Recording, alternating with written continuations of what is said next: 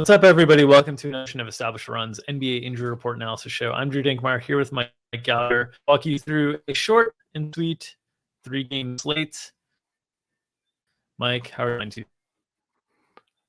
I'm doing okay. You're kind of cutting out a little bit. Hopefully the internet is good, at least for one of us, or hopefully both of us. But yeah, I'm doing okay. Did not bet Miami, the line. I will add that. I did have the player props out, so I got some Lowry and Hero overs. I was ready to go. And yeah, imagine betting Miami CLV. Just massive L yesterday. But yeah, doing pretty good today. Got a little hike in, feeling good. Yeah, it's been a tough scene for Miami closing line value. It's been a tough scene for my Tech Lord situation the last 2 days. So I have not solved the audio issues on my current computer. So I brought out this ancient, dusty old computer that runs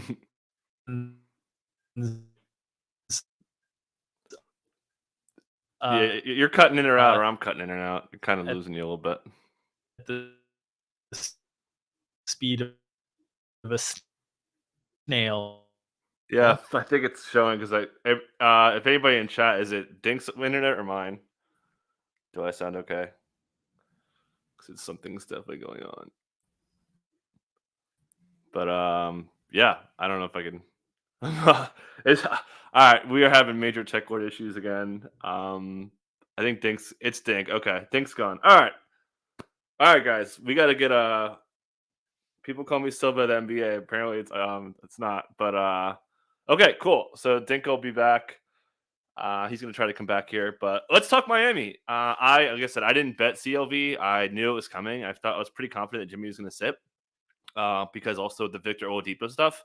We were expecting that it was, it looks like I may be solo again here, but at least it's only 3 games, so I should be okay. And I actually want to talk about this Miami game kind of a lot. So let's do that. Let's talk about what this means with no Jimmy, the easy stuff. Max Strus is going to start. We've seen Max Strus kind of lose minutes. It hasn't really been Caleb Martin being affected. It's been Strus because Jimmy Butler isn't taking on as big of a defensive role. They still need kind of Caleb and Highsmith as their point of attack defenders. Should add, I think Depot coming into the mix will affect Caleb Martin eventually, but Jimmy's out. Strus is going to start. Strus should play pretty good minutes. He plays a lot when he starts, so I would expect that starting lineup to be the same. There's a couple of questionable tags or probable tags, but they should be okay. Dinks looks like he's back. All right, you back, Dink? We'll see. Is everything functioning for the moment? Sounds pretty good. Yeah, it was funny because you kept cutting in and out and talking about how old your computer was, and it was quite fitting. But yeah, this is such a disaster. Good. Basically, my audio on the original computer is not picking up my mic, and then my old dusty ass computer that we're on now is cutting because of processing power. So a lot of fun. Yeah. Having a great time. Yeah. You talked about Miami. You need 2 halves of the whole here. You got like 1 half that does it. You didn't do both. 2 halves of the brain here. Yeah, I was just saying Strus is going to start. I didn't get to Oladipo yet. I don't think Caleb's affected, and Highsmith is going to be, behind Caleb for the 4 minutes. We'll see if Dedmon plays back to back, but Jimmy, just more usage coming for Hero. Strus is going to play a ton more now. Lowry always plays a bunch of minutes. We know that quotes from Spoelstra saying like, "Oh yeah, he could play 48 if he wants." So Bam also played a ton of minutes too. We'll see if they could rebound. Line only moved 2 points. No chance I was betting unless it was like everyone sitting. There's 0 chance I'm betting. This Detroit team is really bad. We can talk about them in a second. But yeah, before we get to the Oladipo stuff, did you want to add? I guess if you want to take anything before Oladipo, just with the Jimmy stuff, anything you want to add? No, I don't think there's too much. Obviously, they've really liked what they've gotten out of Haywood Highsmith, so I would think that he would play a decent bit as well. Agree that Strus will start. I would imagine we see really tight rotation from Miami on the whole here. Even it being a game against Detroit that's very winnable, losing last night against Memphis, this Miami team's 11-13 on the season. They're going to play their guys a ton. Like it's they have to win every game that they can at this point. We basically talked about this. We talked about this on the pod yesterday. We recorded episode 230 of the Established Run pod about how Miami, it's just going to be ebbs and flows with Miami with their health. And here's a flow. Yesterday was an ebb. Here's a Yeah. flow. So we'll Nice. see. Nice. At Oladipo, let me take the lead on this. So, just to give you guys a background, obviously, you remember the Pacers injury when he had the big knee injury, sidelined him forever. Different knee. So, according to Oladipo, he was like ramping up too hard, and it caused his knee to just not be comfortable, and they've held him out since. He traveled for this back to back. I think they were always planning for one of these games for him to play. And then with the way the Jimmy thing kind of worked out, it just seemed pretty obvious that, hey, let's sit Jimmy, let's play Oladipo here. We saw Oladipo start for Jimmy Butler in the playoffs, had a huge game in one of his spot starts. But the reason why, according to him, why he was sidelined is because he ramped up too hard. He said that during camp he didn't approach it the right way and he just couldn't get right. So I'm expecting a very prolonged period of ramp up here, which is why I think it makes very little sense for him to start. Could talk about who that affects in a second, but I don't think Oladipo is going to be a big enough factor. I think, like I was saying earlier with Caleb Martin, I think Oladipo gets put in that bucket. I think he's in that point of attack defender. We've seen Caleb pick on that role, Highsmith at times. So eventually, I think Caleb's minutes could be affected a little bit. Ball handling will be a little bit there, so I don't think it's going to affect. It could affect Max Strus. Obviously, it doesn't affect him tonight because Jimmy Butler's there. But it's just another option for Spoelstra to go to. Maybe playing Oladipo as more of a wing. I think Jimmy's eventually going to see more 4 minutes when he gets back. But yeah, I think Oladipo's minutes should be really capped here. I mean, they obviously know what they're doing, but they'd be pretty foolish to play him like mid-20s minutes after ramping up too hard. And they don't need to. They're pretty comfortable playing their guys a bunch. I think the guy that it probably hurts the most for this game specifically is probably Gabe Vincent, honestly, in the sense that when Oladipo's out there, he'll probably have the ball in his hands quite a bit, and that just takes the ball out of Gabe Vincent's hands. They're very comfortable with Gabe playing off ball and being kind of a spot-up shooter, and so it hurts Gabe's minute ceiling a little bit. It hurts his usage a little bit, so I think he's the guy who probably gets hurt the most on that one. Yep. I think everything else is pretty straightforward. Anything else you want to talk Detroit now? It's not really injury stuff, but I think I really want to talk about it because we talked a lot about this in our Slack. I think it's an interesting conversation to share. So there's a lot of push and pull going on here. The pushing would be, no Isaiah Livers, a shooter. They're getting Ivy back, playing pretty big minutes. We saw their first unit get dusted over the weekend, and Dwayne Casey called it atrocious. He just ripped their first unit. We saw shortened minutes. We saw Saddiq Bey play 33 minutes. And so the push and pull part of this, I mentioned no Livers, replacing it with basically Ivy, more or less replacing their minutes, but just functionally very different. You look at this roster, how many guys do you think you'd be like, okay, I don't want to leave this guy open? Boyan, Saddiq Bey, end of list, right?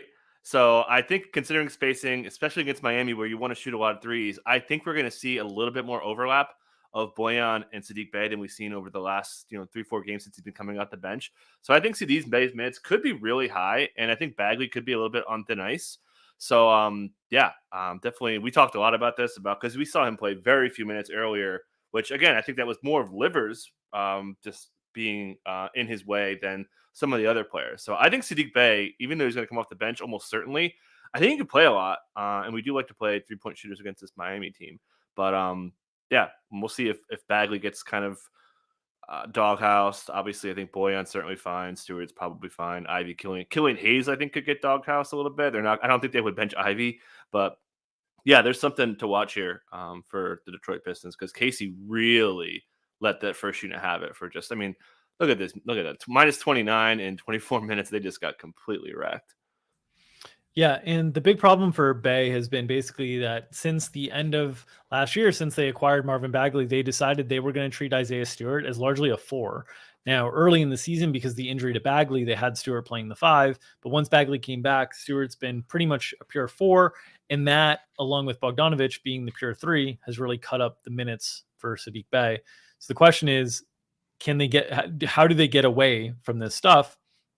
The way they get away from it potentially is either considering Saddiq a 2 or moving the minutes down for Stewart and Bagley a little bit and condensing those. They know they're going to want to play Jalen Duren, his like 15 to 20 minutes to continue his developmental path. So if Bey were to play more, it's probably at the loss of minutes for Bagley or Stewart, right? 100%. because it's just spacing. I mean, you need, or like I said, it could be Killian. I think Killian's played enough, and they don't really use Bay as an on-ball defender, so it's just like, it's an offensive sub, and those guys. I mean, Marvin Bagley is one of the worst high lottery picks we've seen. So using Bay is more of a four-ish guy and not a lot of ball handling. It's just easier to replace that. I think that just taking out Killian and that ball pressure, you'd have to rework a lot of things. You'd be really putting a lot more on Ivy's plate. I don't know if they're comfortable doing that. So yeah, I'm 100% with you that it's way, way more likely that Bagley and Stewart are affected than Killian, although it is a little bit possible. All right, let's move over to Cleveland and the Lakers. On the Cleveland side of things, Jarrett Allen has been out for a number of games for the last few weeks. He's listed as questionable today. What's your read on whether Jarrett Allen returns tonight? Yeah, should be good to go. Shoot around, check. Really all the positive buzz from the team should be back out there. Expecting them to start him, Mobley at the 4, DG the PG, Donnie Mitch, and they're comfortable playing Lamar Stevens in a matchup where they're going to want to put him on LeBron. So I would expect that to be the starting lineup. Have Mobley kind of roam around against them, and Jared Allen being the post guy. Maybe a little bit of both with AD kind of tag teaming it, but feel pretty confident that that's going to be the starting lineup today. Yeah, nice opportunity for Jared Allen. You're off the injury report. Now go cover the guy who's put up 50 and 17 over the last 2 games, basically. So good spot for Jared Allen to return. The Cavs need it against Anthony Davis, who is always going to put pressure. Speaking of the Lakers, Anthony Davis and LeBron, probable as always. They'll be without Wenyen Gabriel tonight, though. He's going to miss the next week or so. What are your thoughts on how the Lakers rotation shapes itself without Gabriel? Yeah, they'll probably play a little smaller. Obviously, AD's playing pretty much straight 5 anyway, so I don't think this really affects him. We could see a little bit more Troy Brown at the 4, more multiple guard lineups. They played Austin Reeves at the 4 too. So I think you're just going to fill your rotation a little bit smaller when LeBron and AD aren't out there. So obviously not a huge deal. When Gabriel's playing like pretty close to like 10 minutes a game. So yeah, just adds a little bit more ceiling to Lonnie, Beverly, Schroeder, those guys, but not obviously super low usage players, so it's more or less irrelevant. But it's only 3 games late, which we could talk about more and how that could create some value. But also, I should mention too, AD is apparently over his back injury. Darvin Ham said he's quote pain free, and he started feeling pain free for the first time last week, which is probably not a coincidence that he goes out and wins Western Conference Player of the Month and just one of the most ridiculous weeks we've seen of the season. So.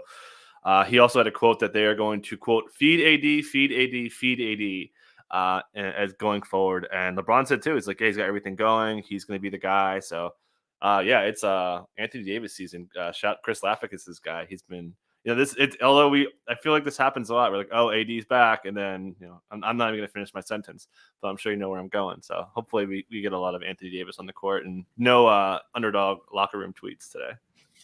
Yeah, hopefully not. In terms of who takes those 10 minutes from Gabriel, you said it increases the ceiling for all the other guys because they could go straight 9-man rotation. Do you think they do that, or do you think they bring back like Juan Toscano-Anderson into the rotation? I think you're fine going 9. I think you still got Thomas Bryant to play behind AD. I don't think they're really going to overlap them. That's kind of been their center rotation. They've been playing Wenyen Gabriel as almost like a 4 substitution pattern wise.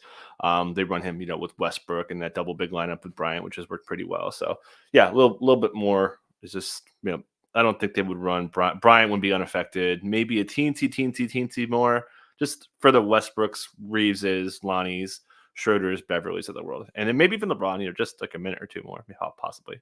But very, very low on the totem pole for it's not Jimmy Butler impact, put it that way. All right, let's talk about Denver and Dallas. Denver, Kentavious Caldwell-Pope, questionable on the injury report. Jeff Green potentially back here, and obviously that bench unit has been one that's been drawing a lot of ire from Mike Malone. We've also seen weird rotations with Bones Highland as he's been getting back from his own injury illness designation. What are your thoughts on how things shape up for the Denver bench unit tonight, and if we see Kentavious Caldwell-Pope available in a matchup where, as always, you need on-ball defense against Luka Doncic? Yeah, they need on-ball defense a lot. So KCP being out would be a very big piece of news. I don't know if they would want to put Bruce. I think we'd see a little bit of a mixed bag with Bruce and Aaron Gordon. It would be KCP getting that matchup if he can go.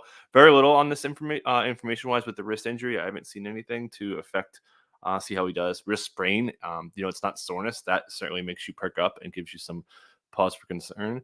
But yeah, besides that, Jeff Green's going to be back. Mike Malone said more or less after the last game they're expecting him to be back in the context of talking about the second unit getting completely wrecked. Grand Theft Alvarado just goes bananas on them. Let me pull up some of the quotes. He said that it, quote, continues to be a huge issue. He said that the second unit has struggled for good parts of the year. And he said that they started to lose the game as soon as Alvarado checked in. And this has been pretty consistent. There's times when like Malone tries to defend the second unit, but man, when he wants to go in on them, he doesn't hold back. And that's really his whole that's his thing. You know, he doesn't hold back on anything. So yeah, so we talked about this a little bit in our Slack, and hedging a little bit because Bones just got grand opening, grand close, and checks in. Alvarado cooks him, doesn't come back after a 5-minute rotation, no second half minutes. He hasn't been right. We talked about the quotes last week saying he couldn't even play video games because he was so ill. So for a guy that plays with as much energy as he does, if he's not having energy, it's taking away his superpower, as Mike Brown would phrase it. So yeah, something to look at. We're going to hedge a little bit there, put in a little bit of Devon Reed minutes, a little bit more ish minutes. And I think also this could help Jamal Murray a little bit. We've seen Jamal Murray in close games consistently hit low 30s. We've seen him hit 35 once, 34 a couple times. So I think there's a little bit more ceiling to Jamal Murray here. And yeah, Bruce Brown's been playing a lot. Obviously, that they've had to play Bruce Brown and Aaron Gordon a ton. If KCP's out, they would bring Devon Reed in the rotation as well. If KCP's out, I think they would start Reed just because they don't want another point of attack defender. Don't feel too strongly about that. They do like Contra a little bit, but I think it would be Reed. Yeah, what would your Reed be on that if no KCP? It's a good question. They like Brown too, but Luka's so big, and they're gonna want to switch and bring extra ball pressure. I don't know. The matchup's definitely part of it. Or it could be, Zeke Naji too, man. I mean, Zeke Naji's, very capable in guarding in space. I wouldn't be surprised to see him as a guy that could fill in. I don't have a very confident answer, but I think those would be my best two guesses. I don't either. My best guess would honestly be, the thing that would make the most sense would be Devon Reed, but I could also see Christian Braun being the choice. It would be something that wouldn't interrupt the bench unit, but maybe they want to interrupt the bench unit without how poorly it's played. But I think basically, I think there's a lot of room for change for Denver with the 2-game losing streak, the frustrations with the bench, Bones Highland's health. Like, we could see a lot of pieces move around here. It's not super impactful with the exception of the fact that it's just a 3-game slate. And because it's a 3-game slate, you could see scenarios where some of these cheap guys leak into lineups. So, and this is the late game, right? So we're probably not going to have KCP news on this one. Yeah. So it's a tough one to diagnose. And then on the Dallas side of things, we don't even have an injury report yet. So second night of a back-to-back, we know they've rested Luka before. Do you have any read or insights onto anything we might see here from Dallas later today? Yes, I do. Jason Kidd said they are, quote, hopeful Luka plays. Altitude game. We've seen a lot of guys rest in altitude. Doc Rivers was notorious for this in his Clippers days. So keep an eye out.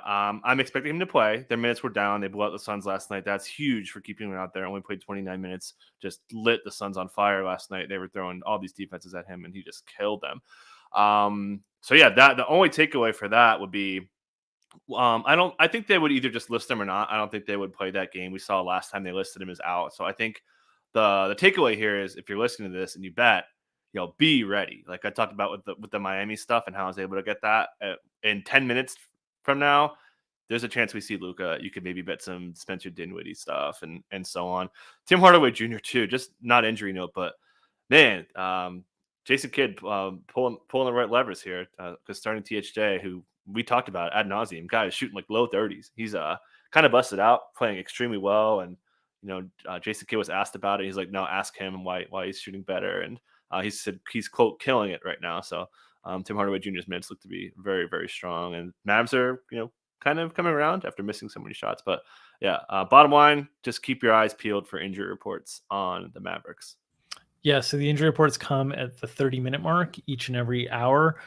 So it's every hour on the half hour. So 2:30 Eastern, 3:30 Eastern. The latest time, if they have not filed, they for sure have to file by 4:30 Eastern, because they have to file within 3 hours of the game time zone. I think it is something like that. 6 hours of the game time zone, something like that. It's 6, I think. Yeah. Yeah, 6 hours of the game. And they time also zone. do have it on their Mavs PR also tweets it sometimes before. So if you're a complete psycho like me, on top of Underdog, I would follow Mavs PR, and they don't tweet a lot of BS. They just tweet injury reports, so it's not going to clog up your notifications. And of course, if you see, Luka ruled out immediately, any Dinwiddie over is immediately good.